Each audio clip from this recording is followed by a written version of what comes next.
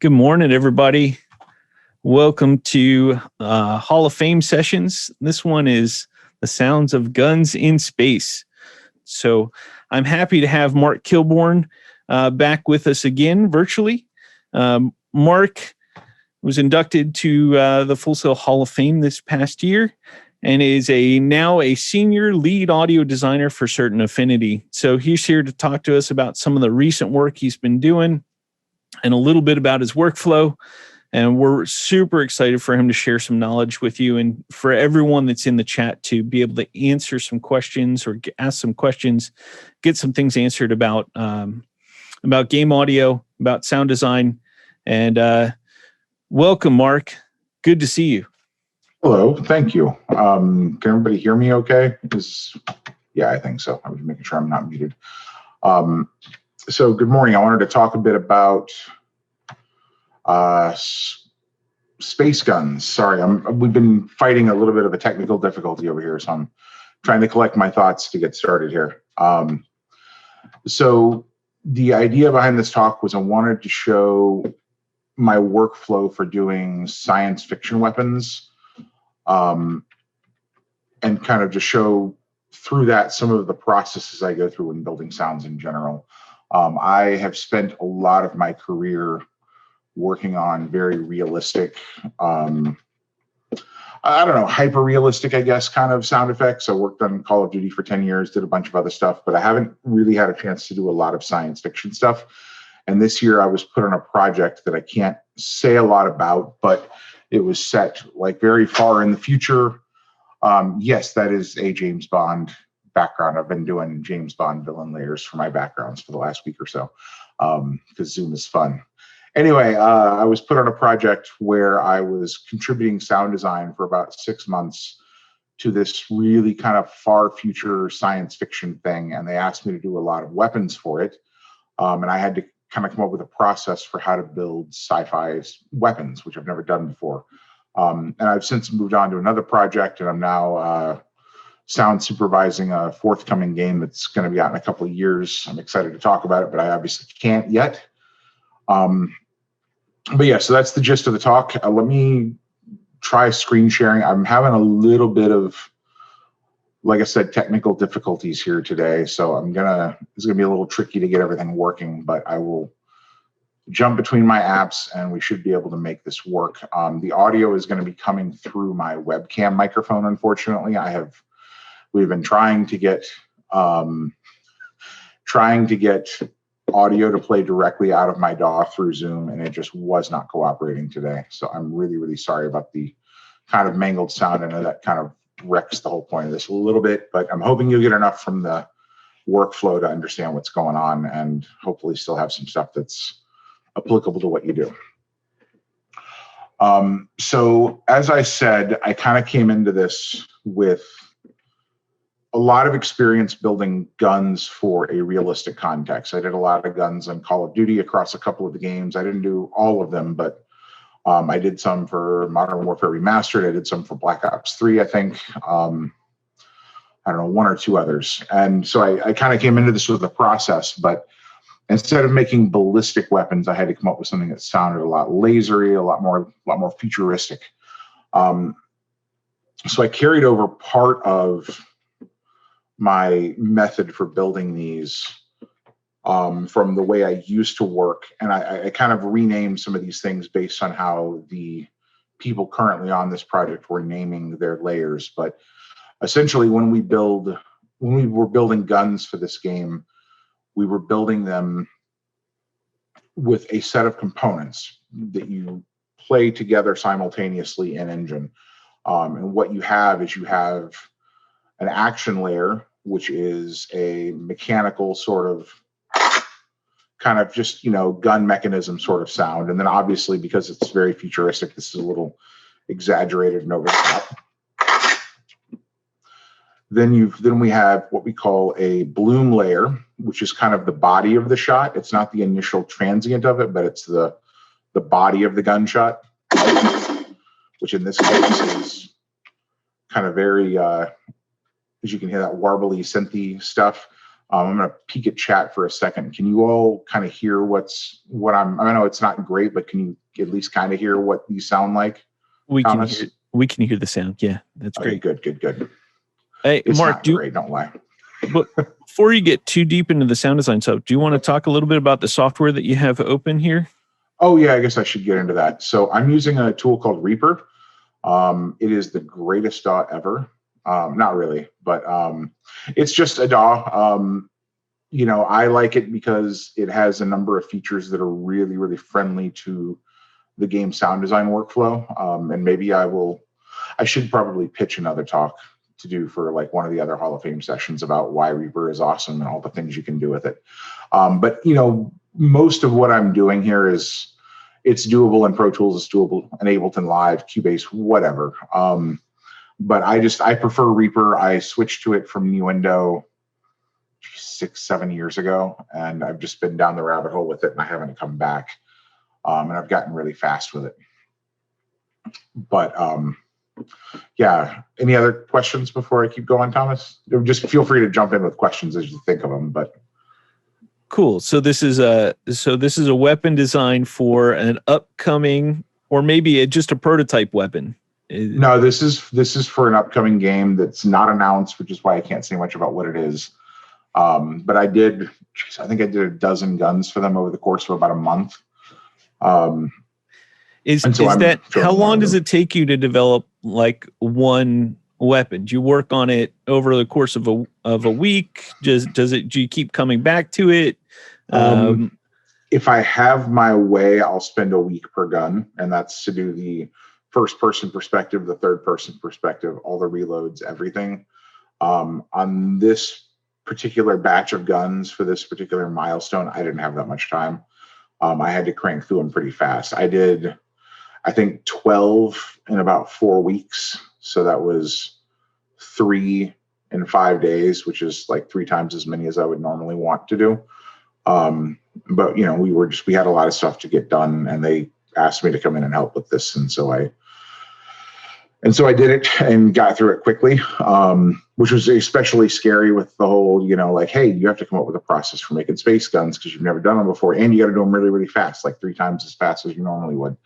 But yeah, I would say if I'm on a comfortable schedule, 4 to 5 days. I've gotten a little faster at it, but building weapon sounds especially is really fatiguing on the ears. So it's good to give your ears a break. Like once I've worked about 6 to 8 hours a day, and my ears are kind of worthless and I can't do much. When I'm doing guns, it's normally about 4 hours a day, just because I'm listening to gunfire all day long. But I'll balance the work with implementation stuff. And when I say a week, I don't mean just to build the sounds. I mean, that's to get them implemented in the game, mixed and working. So I'll often deal with bugs or other issues that pop up as part of a specific weapon. All the projects I'm working on now are in Unreal, which is a big change for me after 10 years of Call of Duty, which has been awesome. I really am liking Unreal so far. So for me, it's, now it's going into blueprints and hooking all this stuff up, or attaching sounds to animations or VFX, whatever's necessary. Are you using the native audio system in Unreal, or are you using a middleware tool in addition to that? We're using Wise currently. That's also been a learning curve for me because I have never used Wise professionally. And I conceptually understand how game audio works, but it's like learning a new DAW. You have to learn where all the buttons are.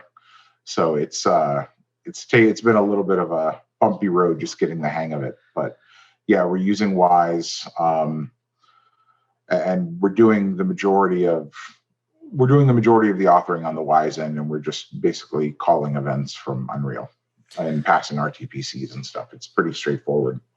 So we've got the first question from the audience, which is asking where you get your sound sources from. Where does the library come from? Are you creating the sounds from scratch, or do you have a library of sounds that you've collected? So I've got a library, and here, let's talk about that for a minute. So as I was saying, I'm going to quickly run through the layers, and then I will dive into the source thing. There was the bloom, which is kind of the body of the shot.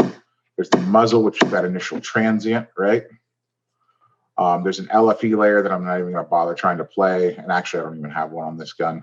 So that's worthless. And then there's the tail, right?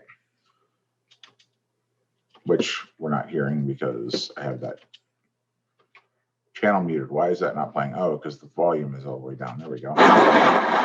There you go. So where the layers for these come, or where the pieces for these come from, is a sound effects library that I have in SoundMiner. This is where I'm having to jump between apps. Sorry. Can everybody see SoundMiner on my screen now? Yeah, it looks like we can see that now. Just fine. Cool. So yeah, I have a library. I've got like around 300,000 sounds. Most of the source materials that I use come out of here. And what I do is I search for elements that I need. I've got a ton of gun recordings from various libraries. Like I've got the pole position guns library, which is insane. I've got Richard King's gun collection, which has got a ton of stuff in it. Because I've kind of built a reputation as the gun guy, I've managed to, I've just purchased a lot of gun sound effects libraries. When I was working on Call of Duty, we would go out and record a lot of them. But as I've been doing in post-COD times, I've been doing freelance work. And I've been working at Certain Affinity, and they're super cool and they allow me to do freelance work. So because I don't necessarily have the time or budget or ability, especially in the COVID times, right, to go out and record a ton of my own source material, I went around and purchased a handful of libraries from some of the best vendors. Again, King, Pole Position. I've got Chuck Russell's stuff in here under Sound Effects Monkey. So I've got all of his guns. I've got Nathan Smith's stuff somewhere. And so I've got a bunch of gun source material, but when it comes to some of the other stuff, some of the sounds are generated with synths. I tend to use Serum a lot in generating some of these textures. I like to use I like to use some of the sound morph stuff as individual layers. I like to use kick drums. I've done crazy things like I've taken animal sounds, like animal calls, and reversed them and run them through crazy effects chains. I mean, kind of anything goes. And what I like to do is I like to, usually I'll start with a couple of ballistic gun sort of elements, like I'll trim off the top of an explosion for the transient, or I'll take a tail from a gunshot or something to kind of build the basics of it.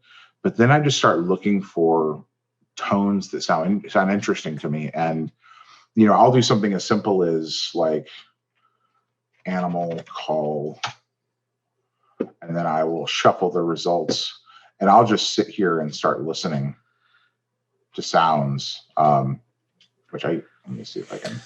Mark, for someone who hasn't used SoundMiner before, for someone that SoundMiner is maybe a new software for, could you explain sort of the power of using something like a SoundMiner? And it looks like you're using the Radium sampler there before. Yeah, I was gonna ask if you could see Radium.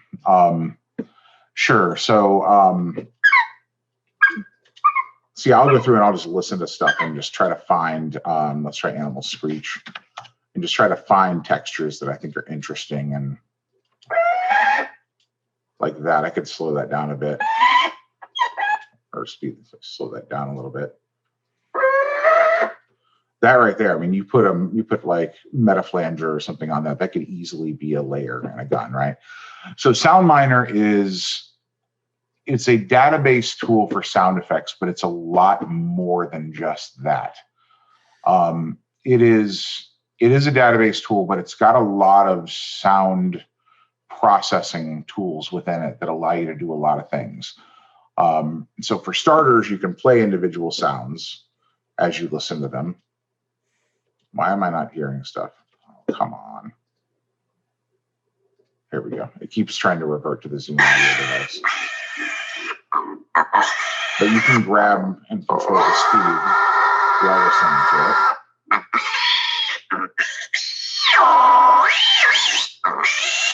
So you've got pitch controls and speed controls.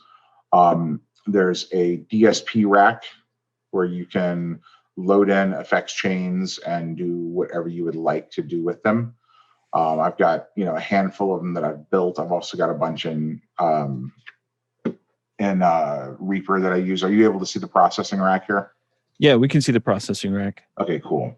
Yeah, and so what you can do is you can build these effects chains, and then you can store them, and then you can pop them open and play with them. This is kind of my general, like, everything goes through this when it's going into a library. I've got a sci-fi maker one that's just kind of a mangler. It just makes things sound kind of crazy with effect rack and biome.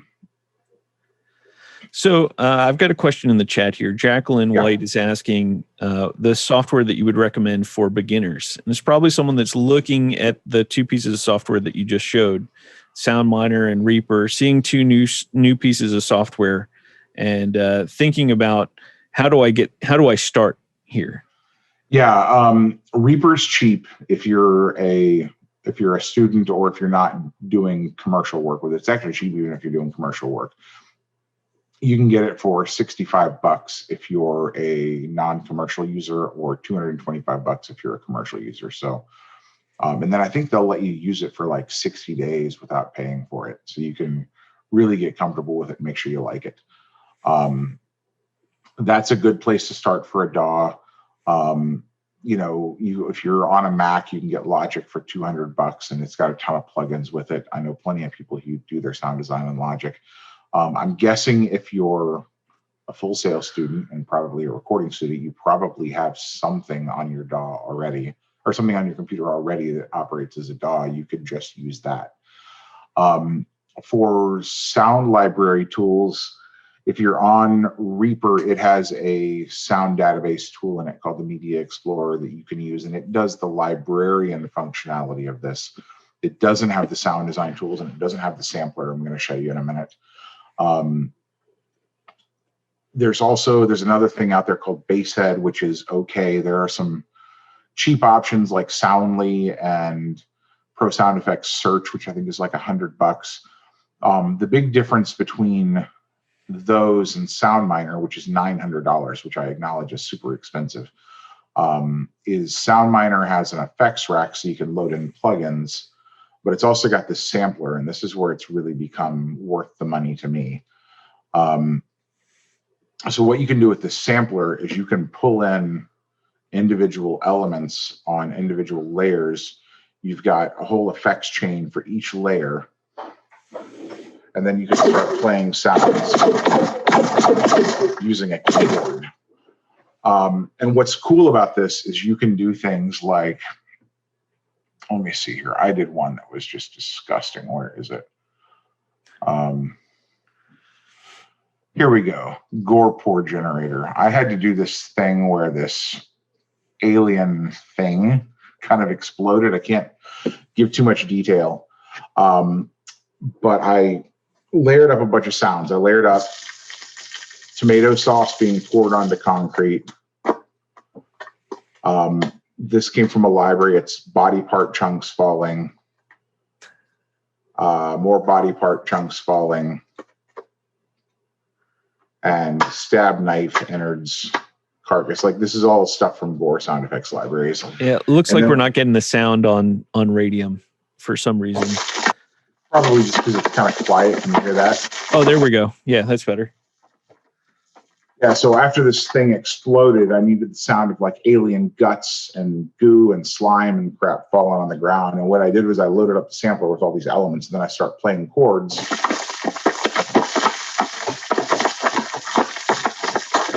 And then there's a little recorder tool, so I can record from here and say, here, I want to play my performance.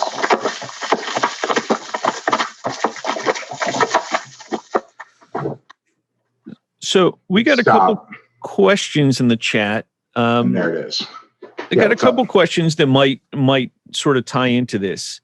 Okay. First one is from Benjamin. It says, are you doing sounds for games, or are you also creating them for movies? And maybe you could talk a little bit about the difference between building these sounds to work, in real time in the game versus maybe a cinematic, something like that, some of the differences between the two. Sure. So I'm almost entirely building for games. I'm working on a short film on the side that's like Talking Heads, and it's a cool story, but it's just Talking Heads and Foley. So the vast majority of my work is in video games only. The big difference between between working in film and games is that you're building sounds that can be reused in many contexts. And you're often having to build multiple variations of the sound because you don't know how often the sound is going to get heard. It could be triggered repeatedly. It could be triggered once or twice. So generally the approach in games is you're focused on building individual sound effects with additional variations. Like I won't build the sound effect once, I'll build 10 of them, as an example. Whereas in a film, you're just trying to find the right sound for that one point in time and put it on the timeline. And it still may be, a combination of layered elements within a pre-dub, but you're building just the one. I'm going to switch screen share back to, now that I've kind of demonstrated the sampler. Well, actually, here, let me show you one last thing here. So this sampler thing, like I said, the thing that makes it powerful is you can pull in these elements. And the way I've got it set up is I'm pulling in, oh, hey, look at that, Fox Screams. I use Fox Screams in this gun. Yeah, I'll go find that gun and I'll show you how I use that in a minute. But sorry, I just want to finish this and I'll jump back over to Reaper and I can show you in more detail what I'm talking about. So the big powerful thing is you can pull these things in. You can have multiple regions within a file. And every time I file it, you see how the timeline jumps around and it picks which element it does. It stacks them all up and then I can record the output and then I can go dump that back into my DAW and use that as a building block for what I'm doing in my DAW. So let me now switch back to Reaper. Mark, I'll show you what I mean about the variations. Quick question on that. Those 5 layers or so that you have within Radium, do those become one sound that we're looking at in Reaper? Yeah. So the way I generally work is I build source material with those. So I'm layering stuff up in SoundMiner, like these little files that say SMRec. That means I recorded them in SoundMiner. That's actually the layer we were listening to, right? And then here are some more things I recorded out of SoundMiner that I made.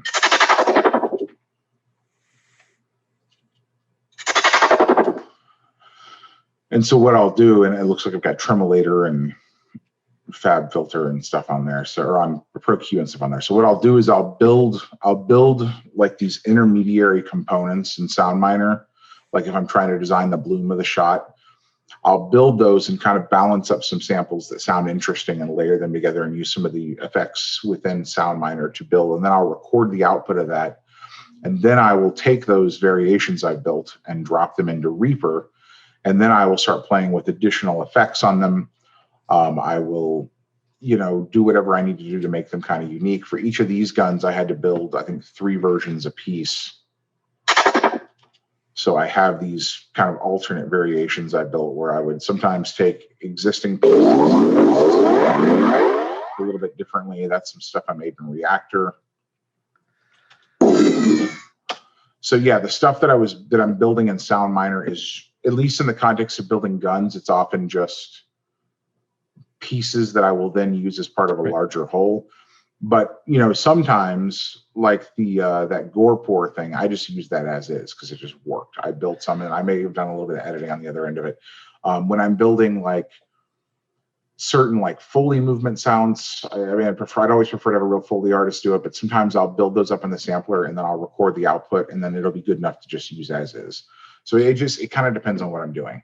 But I wanted to quickly explain what I mean by building the variation. So if you look at, in this particular case, I've got these 5 layers, right? But if you look here on my timeline, I've got 5 of them. You see these markers where it says 1, 2, 3, 4, 5. So each one sounds very slightly different. And then what happens in the game engine excuse me, each time this gun is fired, it randomly picks one of the 5 actions, one of the 5 blooms, one of the 5 muzzles, and one of the 5 tails. And then it dynamically puts those together in the engine every time the character pulls the trigger and fires the gun. So that's how we can take 5 variants of 4 layers and you suddenly have 20 variants in the shot. And then you put in a little bit of pitch modulation and you've got a much more infinite number of variations. Does that make sense? It does, but it brings us to a different question, which is what's the difference between doing the more realistic style of weapons compared to the space weapons? This is a question from Keith in the chat. What's the biggest difference? Are you using these same type of layers together, this workflow of an action, a bloom, a muzzle, a tail? But how does that change with the space weapons? I would say the big difference is that with space guns, I can use synthesizers, I can use animal screeches, I can use whatever I feel like using. When it comes to building real world guns, I'm usually looking for specific, excuse me, I'm usually using recordings of real world guns that I'm processing. I'm trying to keep it sounding realistic. So instead of pulling, instead of using serum or pulling in animal calls and other weird stuff, I'm pulling specific recordings of actual weapons in. One of the beautiful things about a lot of the libraries I've got, the Chuck Russum, the Pole Position, the King Collection libraries, is for each of them you have the guns and they tell you what guns they are, but then they'll also have multiple microphones. So instead of blending, a reactor patch with the Fox Scream and whatever, I'm taking the RSM 191 mid-range perspective with the SM57 close perspective with the, Shep's far perspective of the same gunshot, and I'm blending them and applying saturation and EQ and whatever I want to make those kind of fit together and sound more cohesive. And it's tricky to say realistic because guns and films and video games don't sound realistic. They sound kind of hyper realistic and stylized, but it's still it's what people expect is realistic when they go to the movies. You want to maintain that sense of realism. So that's what I'm trying to do. So I tend to focus, when I'm building real world weapons, I tend to focus a lot more on using real world recordings of guns as all of my building blocks. And I will occasionally throw something special in there. Like I might use a kick drum or, to fill out the bottom end, or I might use a little bit of like white noise or something, but you got to be really, really careful not to do something that's too crazy or out there when you're building realistic guns. But when it's sci-fi guns, you can use whatever you want. So Alyssa asks in the chat, how many layers would you say how many total layers are you using for one of these sound effects? So I know we've got the 4 layers that you mentioned here, but how many pieces do each of those equal? Let's count. We'll be like the Tootsie Roll Owl, right? So 1, 2, 3, 4, 5, and these little subtracks are things where I've built elements and then recorded them out, and you can see I've killed that. So 5. If I go to the muzzle, we've got 6, 7. My sessions get a little messy. I leave things muted in case I want to turn them back on as options. The tail has got 8, 9, and then the LFE. So it looks like this one has got, although there's 5 components, across those 5 components, I've actually got 10 layers. But not all of them are playing simultaneously. So again, if you look at this action thing, there's 2 layers there, but they're actually timed. They're sequenced such that they're playing separately in time. But yeah, 10 is average. I'd say I tend to float a little below, maybe occasionally above that. You got to be careful about putting too many pieces in, because the more stuff you put in, the muddier it can get. And you want to be careful about EQing stuff to make sure you're pulling out the elements you want. And of course, my plugin windows are showing up on my other screen, but I'll throw high pass filters, low pass filters on stuff to focus in on specific elements of a sound that I want, or of an individual layer that I want, so that I'm not just pulling in everything. Is that a workflow that you get to just kind of clean up so it doesn't sound quite as muddy when you start stacking all those 10 layered Yeah, together? it is. The way I like to work is I want to be deliberate about what I'm putting in the sound. So if I pull in a layer and I'm like, hey, I really like the the upper mids of this, but I don't need any of the information down low. I'd rather just get rid of that and filter it out. So I will aggressively use high pass, low pass filtering to clean stuff up, especially in the lows. You don't want to leave junk down in your low frequencies. It just builds up and gets muddy and ugly. You've also got to be really careful around 250, 300 hertz. That area tends to build up, especially when doing stuff like this. But yeah, that's part of my workflow. Is I try to pick layers that fit together that contribute to the overall spectrum of the sound frequency wise. I don't want to just stack a bunch of stuff in the same frequency range, or it just turns into kind of a muddy wash, right? So, and another thing I'll do is I'm working, I'll often go through, and you saw I had some stuff muted. I'll often go through and mute stuff, and sometimes you're like, oh, I muted that layer and it suddenly sounds better, or I muted that layer and I can't hear that I took it away, and I'll just delete it. So Denny has a question that kind of goes into this. Do you go in with a sound in mind, or are you getting inspired by browsing through your libraries of sounds? That depends on, frankly, how I'm feeling that day and whether my children have let me sleep. Sometimes I'm good at sitting down and thinking, oh, this should sound like this. And some days I have no idea what I'm going to do, and I just start throwing stuff at the wall to see what sticks. I do like to listen to stuff and see what I'm inspired by. And what I'll often do is I'll often search for a type of sound, or I'll zoom into a particular folder in Sound Miner. And there's that little randomize button that randomizes the search results. Sometimes, especially if I've got a little time or if I'm feeling particularly uninspired, I'll search for something or pick a specific folder. I'll randomize the results, and I'll just sit there and listen to sounds and not even look at what they are. And I just listen for things that catch my ear. And it's hard to stress. This is something I really didn't understand when I was younger, and I spent a lot of time, probably the first 10 years of my career, trying to figure out how do I get good as a sound designer? How do I become the person who can just sit down and imagine perfectly what the sound has got to be and generate it right on the spot? And what I've figured out over that 10 years, and I hope you'll trust me on this and do this, is most people don't know. Like, most people sit down and they don't know what it's going to sound like. And when I say most people, I'm talking about even people like Gary Rydstrom and Randy Tom have talked about this. They will go listen to stuff and they'll look for something that inspires them. The real creative work is in knowing when you're hearing the right thing and putting the right ingredients together. It's not about, well, I shouldn't say it's not about being able to say, I hear this perfect vision in my head. Sometimes you do, sometimes you don't. But you can't wait to be inspired. You can't wait to have that muse hit you. You have to go do the work and find the stuff. So, that thing I said about how sometimes I'll just randomize search results in my library and just listen to stuff until something sounds right. I actually picked up that tip from Randy Tom. He said that's one of the things he does when he's having a rough day and he doesn't know what something should sound like. He'll just search for something off the wall, randomize the results, and just sit there and listen. And then he's like, wait a minute, that could work. And when he finds the right thing, he pulls it in. So it's about, I would say a lot of sound design is, it's about knowing your tools and about knowing how to put stuff together, but a lot of it is about having your own taste or aesthetic and being able to pull in elements that match that. It's about curation. It's like, well, a good friend of mine likes to say that Ben Bird is the greatest DJ in the history of mankind because he may not be listening to records, but he's pulling sound effects and he's putting them together to entertain somebody, right? And it's all about taste. It's all about finding the right thing.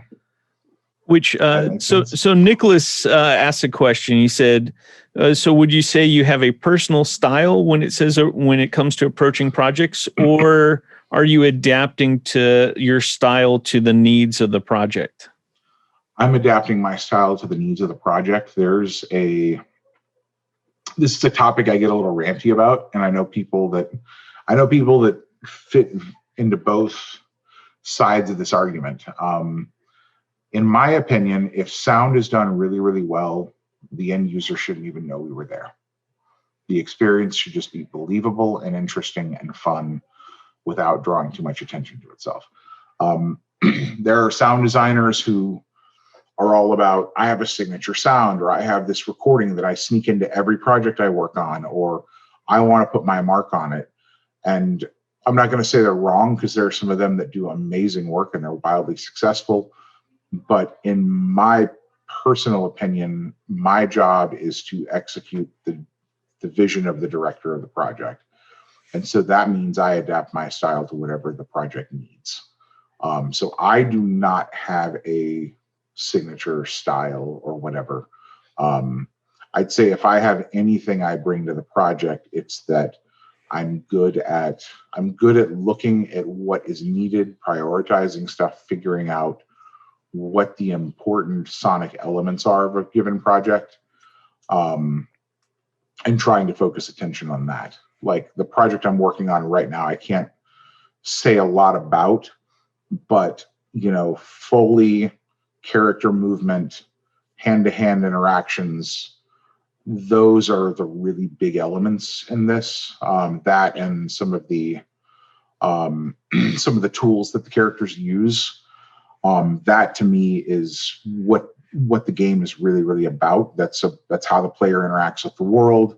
That's how a lot of the storytelling happens. So I'm supervising sound in this game, and that's where a lot of my focus is. I'm trying to figure out the casting of the characters and getting the music right and all that. But from a sound design perspective, I'm very focused on how does the character interact with the world and what does it sound like when they're walking around, moving, interacting with stuff.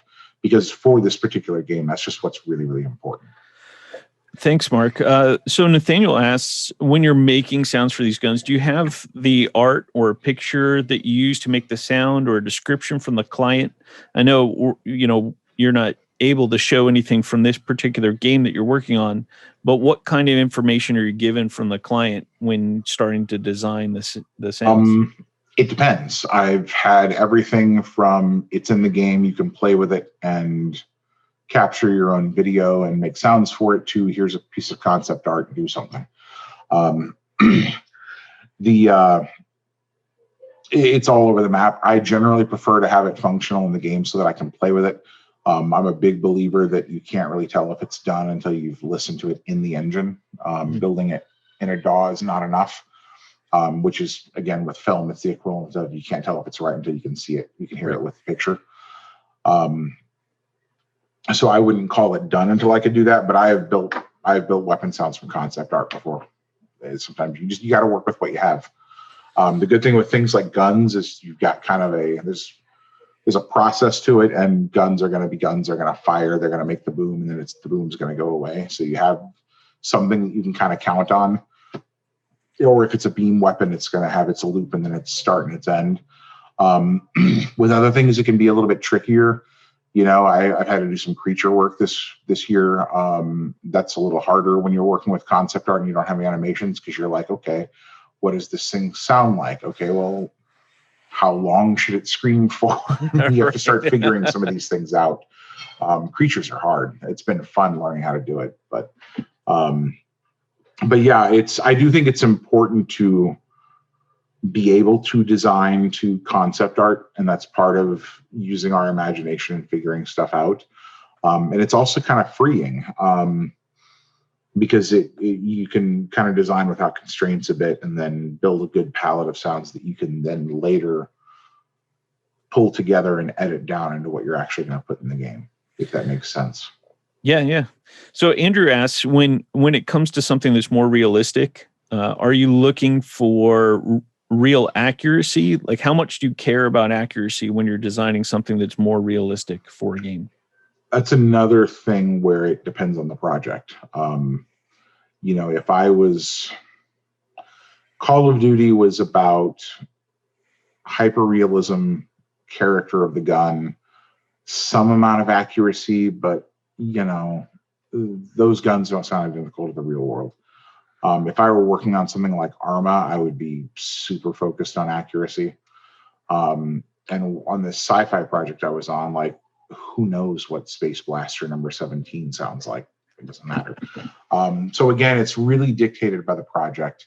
Some games are very, Well, I've worked on, so it's not guns, but I've worked on a couple of the Forza Motorsport games. Those games are very much about accuracy. They are racing simulators. You better make sure that the car sounds right, because Right. there are professional racers who play those games and complain if the cars don't sound right. So it's dictated by the project, I guess, is the best answer. We've got a couple questions about recording sound effects. Sure. And so one is, do you have a place? Are you recording these in your house? Do you have a specific place in your house where you're able to record? I will soon. I'm in I'm in the midst. One of the reasons I have my Zoom background on is I've just built a room in my house to be a studio. It's not quite finished yet. But once all of the acoustic treatment goes up and the door ceiling is finished, like within the next couple of weeks, I'll have a space in here where I can record again, which is nice. Certainly not recording guns in my house. I have a big backyard that I can go out and record in. I have my, little collection of recorders and stuff, but you can record in a lot of places. I would encourage you, if you're trying to get into sound design, don't limit yourself by what you have. Let me rephrase that. Don't be afraid to experiment and record stuff. Don't think, oh, well, I don't have a perfect room to record in. I don't have the perfect microphone, whatever. Just get a recorder and go start recording. Especially with tools these days like Isotope RX and Bruce Free, you can do so much cleanup work and make sounds usable, even if there's a little bit of background noise or whatever in them. Record. But yes, to answer your question, I have my studio here, which is a fairly big room that I can record in once I get it finished. But I also go out into my backyard and record stuff. I tell my kids to be quiet. They don't listen half the time, but I try to get them to be quiet so I can record stuff. And I record a lot of stuff just out in the world. So Daniel asked, do you have any recommendations for a sort of low mid budget, either microphone or probably handheld recorder that you would recommend for someone getting started? Yeah, if you're getting started, I would look at, well, depending on your budget, there's the Roland R01, or is it R08? What is that little recorder? You know which one I'm talking about, Thomas? Yeah, I think it's R08. Yeah, let me, so there's the little Roland R08, I think. No, that's not it.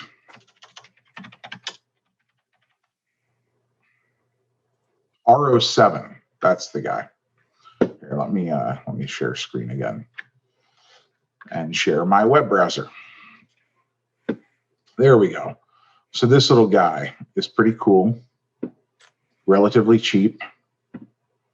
You can get good results out of that thing.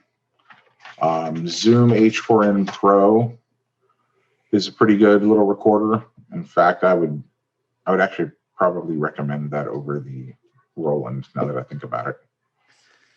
The Pro model's pretty good. Oh, no, don't. Maybe is it on Amazon? There we go. Like this little guy, you can do a lot of damage with this. Is it the best recorder in the world? Is it the best microphone in the world? No, but don't obsess over that. Like, you can get tremendous results out of little handheld recorders like this, and you shouldn't. I guess what I'm saying is, don't obsess over getting the biggest, baddest, best thing. This is extremely usable. You can get very good results out of it. And you pair this with something like Isotope RX to clean up your sounds afterwards. I mean, you could just build a whole library yourself with this thing.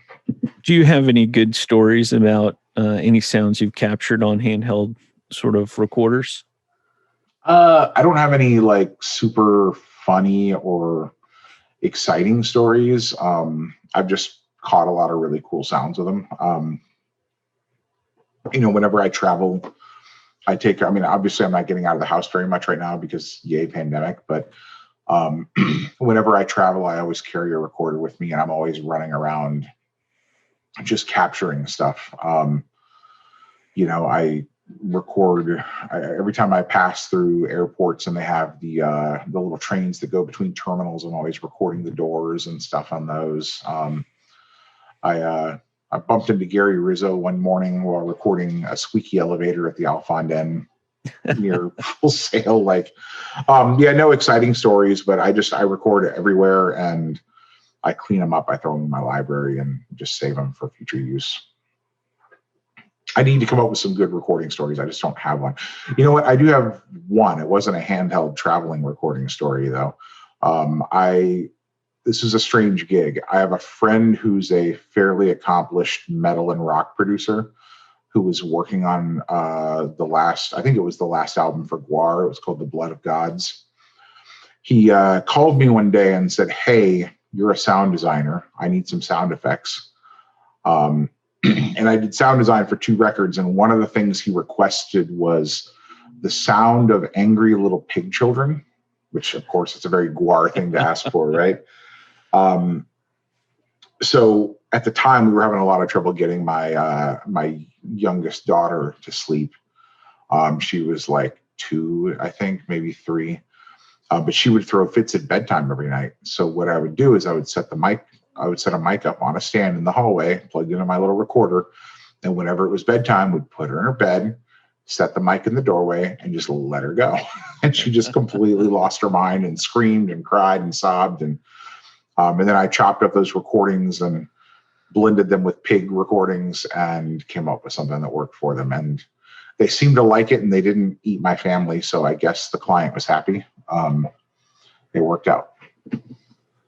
So Charles is asking about effects and how to keep effects from sounding metallic or doing too much with time-based effects like flangers and things.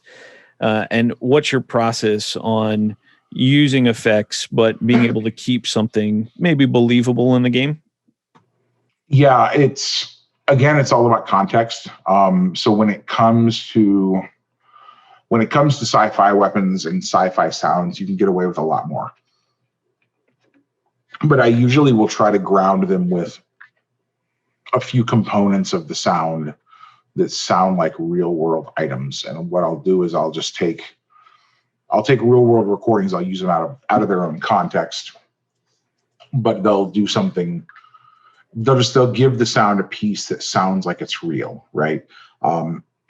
Again, with the game that I worked on recently, there was a character who had this ability to drop these like proximity mines, I guess is the best way to describe them. And you drop them and then they'd sit in space. And if an opponent came near them, they would explode, right?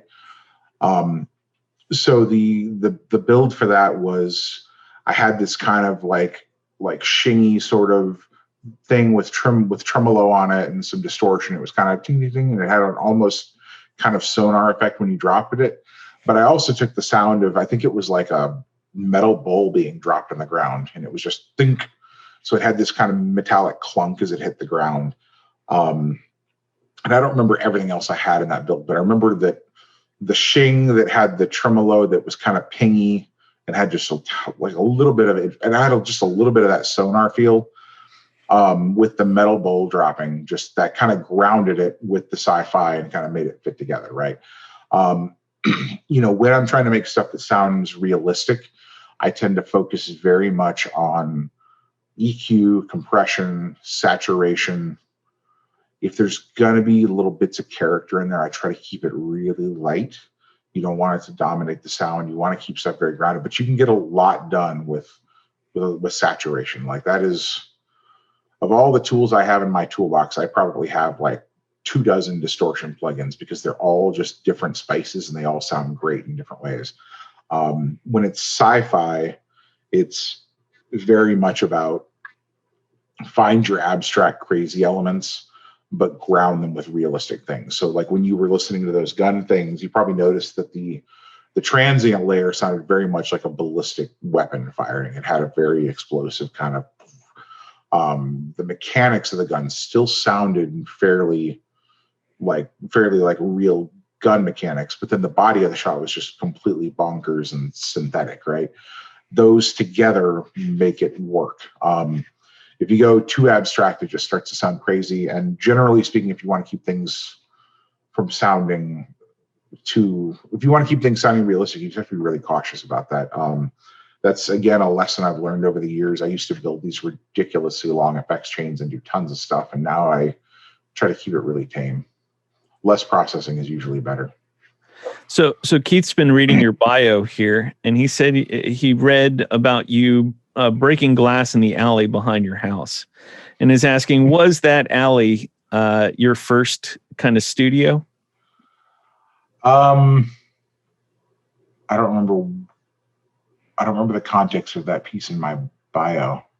Maybe. I mean, I don't know. I think my bedroom was my first studio when I was a kid, because I recorded sounds with the little mic on a boombox. So yeah, sort of like, if you've got a microphone and you've got the ability to make sound anywhere you are is your studio, because that's where you work. But you know, I'm a big fan of what David Lynch says. You got to have a setup to be able to do creative work. So your studio is wherever your setup is, I guess. And if your setup is portable, then your studio is anywhere. I love his weather reports. Yes, I do too. So I didn't forget about Johnny here. He asked a question almost an hour ago, and but he's asking, how do you then incorporate all the sounds that you built together into the game? So I think he's got more of a question on about the part that comes after building the sounds, or kind of during, maybe a little more about the implementation. Sure. So let me pull this up here and show you something. Sorry, I'm trying to grab a window from my other screen here. So can you see this region marker manager thing on my screen? We can see that. Yep. Cool. So what happens is, for this weapon, this gun was called the Path Blaster. Oh, that was the dev name. Who knows what they're going to call it when they ship it. Excuse me. These are all the wave files I'm going to generate from it. Okay, so there's the action, the muzzle, the variance of the bloom. What I do is I spit all these out as individual wave files, and then those wave files get imported into the Wise project. And then I create an event in Wise that triggers an actor mixer, I think is what they call it. Is it an actor? I'm sorry, I'm, again, still new to Wise. It's the thing where you can have multiple layers underneath it, and then each one underneath is a random container that's got all the variants of these. And so what happens is the event. Is it a blend container? Is that what you're blend container? Thank you. That was the word I was looking for. I know the icons. I don't remember the names yet. So an event plays a blend container that then has little random containers underneath of it. A random container, one will have all the actions. So they'll have 1, 2, 3, 4, 5. The bloom one will have these VAVB. These were, I had to make 3 versions of this gun. So the bloom random container will have the 5 bloom layers. The muzzle will have the 5 transient layers. And so what happens is, every time the game calls that event, it triggers the blend container, which then triggers all the random containers underneath it. And each one plays a sound as part of that blended sound. Does that make sense? We'll have to wait for the follow-up on that. Okay. Hopefully from the chat.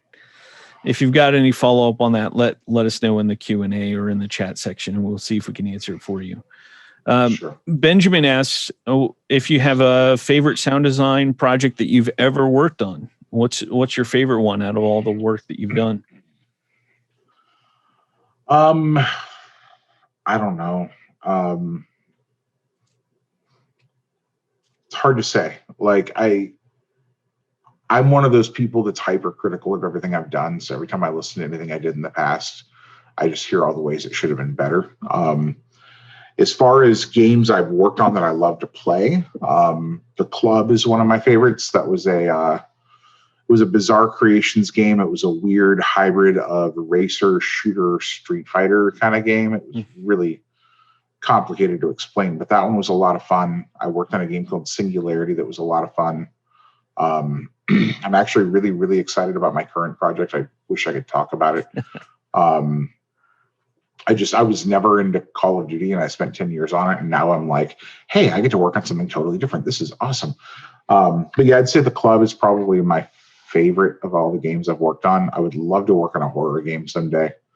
Hoping that happens. But as far as like things I'm happiest with from a sound perspective, I don't know.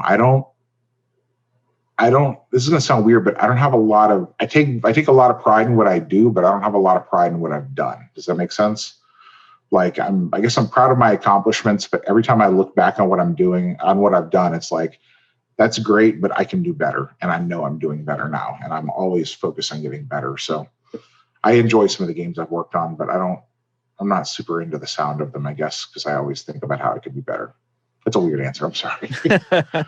So Denny asks about sort of work in general, freelance versus contracting work. He said, is this a possibility for a career path? And how do you apply for one of those types of gigs? Do you apply for one of those types of gigs? And I guess that question kind of moves on. It's 3 questions in one, but maybe you can answer a little bit about freelancing work. Sure. So I've done a bit of both. Yes, it's a viable career path. It's very hard to get into.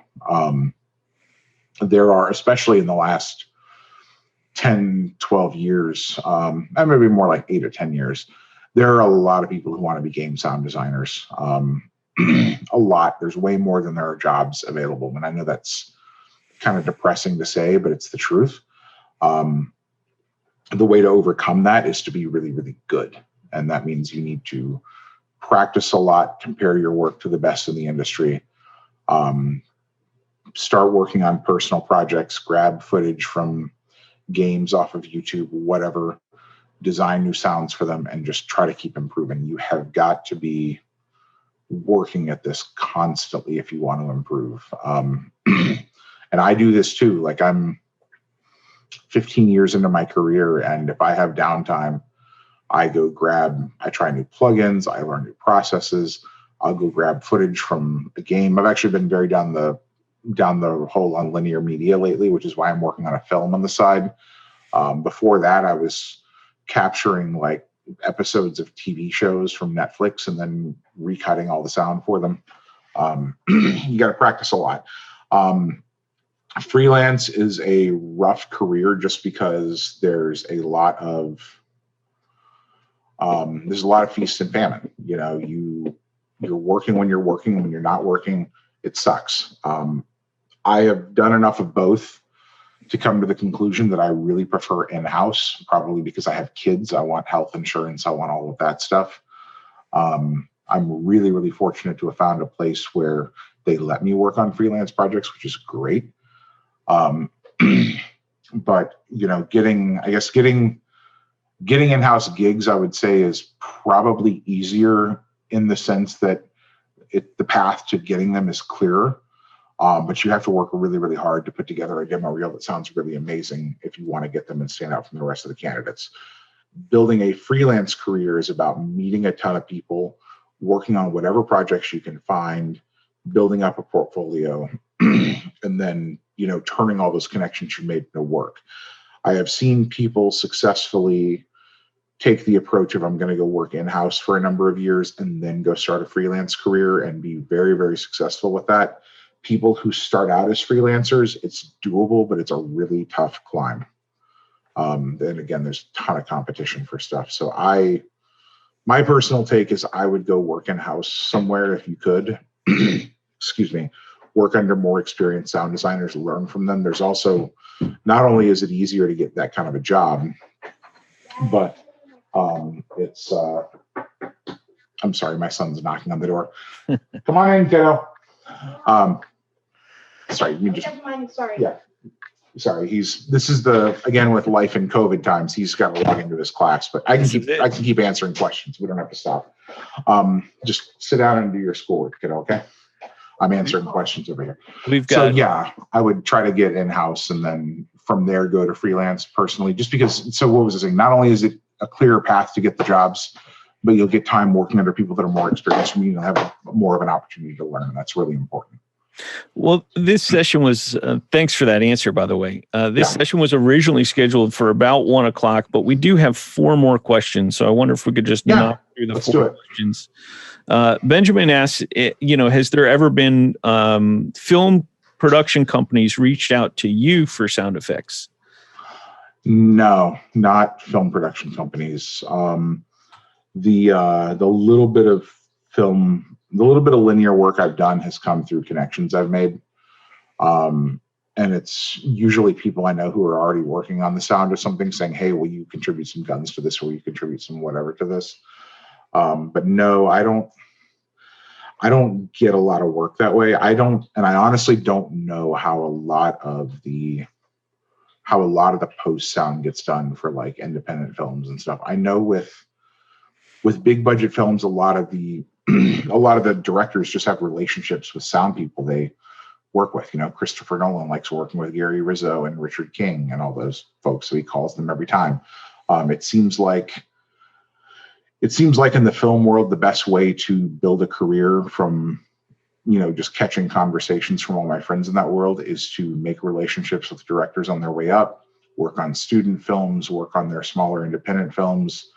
And if you build enough relationships and work with enough of those folks, eventually some of them take off, and then they just keep coming back to you for work if you've done a good job for them. I've got a friend who does a lot of work for Ridley Scott, and he didn't actually, he didn't work on Ridley Scott's student films, but he worked on some low budget something that Ridley Scott was, like, some friend of Ridley Scott was working on, and Scott heard the work and was like, wow, this is really good. And now he just worked on Raised by Wolves as a result of it. And he's going to work on season 2. And it's just about relationships, right? It's a fun show. Yeah, I haven't watched it yet. I'm excited to watch it. It's on my to-do list. I got to finish Bly Manor first. But so speaking of something like a Raised by Wolves or a Ridley Scott, Lauren asked specifically, where do you start with creature sounds? And what is your workflow with creature sounds? Oh, okay. So I'm going to caveat this with, I'm still learning how to do creature sounds. I never had to do creature sounds professionally until this year, and it's always terrified me. So I am not the biggest expert on this. If you can get David Farmer on one of these talks, pick his brain on it. He's much better at it than I am.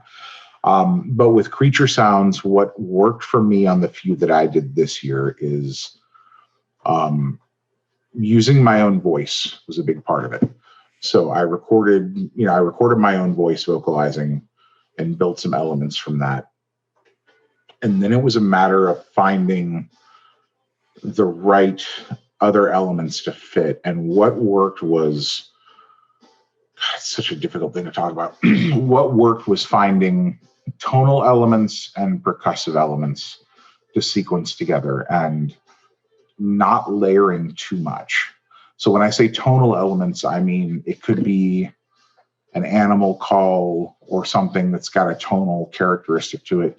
It could also be something like, fingers scraping on a balloon or something, creating kind of that squeaky sort of thing. But you really want to focus on one sound for your tonal element, and then you want to put in percussive things like breaths and clicks and other stuff around it and kind of cut them to sequence around that. A lot of experimenting with pitch bending and slowing down and speeding up recordings. I did a lot of that, trying to find stuff. That all helped. Don't go, unless you're building something that is explicitly going to be very sci-fi, like, oh, I'm designing the voices for like this hybrid robot alien race, then go crazy with plugins. But otherwise, don't use many plugins. The second you throw plugins on creature sounds, it starts to sound, well, I shouldn't say any plugins. Don't go crazy with time-based effects or crazy filtering stuff or whatever, because that just makes it start to sound fake really, really fast. It is really hard work. That is what I'm figuring out. It's a whole lot of EQ, compression, pitching. I use, again, I'm sorry to keep calling out, name checking expensive plugins. I use Pitch and Time Pro. I actually go into Pro Tools just to use that plugin for creatures. But it lets you, it's a really, really high quality Verispeed plugin where you can go in and draw the envelope points of exactly how you want the pitch curve of a sound to go. And other than that, it's just mining tons and tons of recordings for little bits you can pull together and use. I don't have great advice on that other than experiment a lot. There's a great video, a guy named Mike Niederquell at Sony. He used to be at Sony.